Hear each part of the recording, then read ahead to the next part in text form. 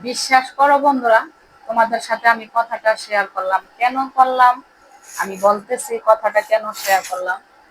তো সব ভিক্ষুক যে গরিব তা না, কিছু কিছু স্বভাবের কারণেও করে।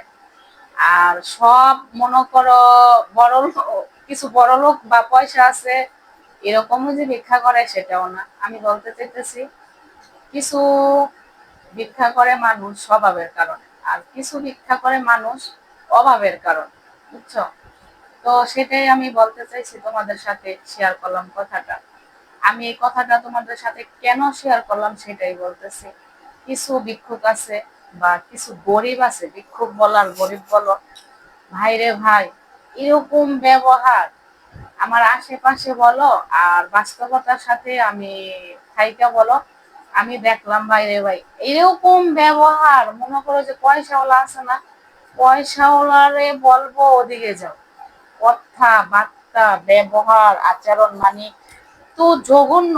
মানে মনে হয় যে ওর দু একটা বাড়ি আছে, ওর ব্যবহার, ওর চালচলন, ওর কথাবার্তা শুনলে আপনি হতাশ হয়ে যাবেন। ও মনে হইব যে দু একটা বাড়ি ঘর আছে।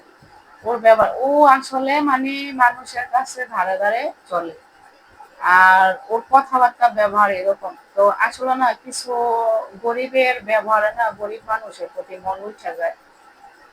গরিব বলতে দেখেন, গরিব কে কখন হয় বলা যায় না, এটা অহংকারী হয়ে যায় কথাটা। গরিব গরিব বলতে না, আমি কখনোই কাউরে মনে করি না।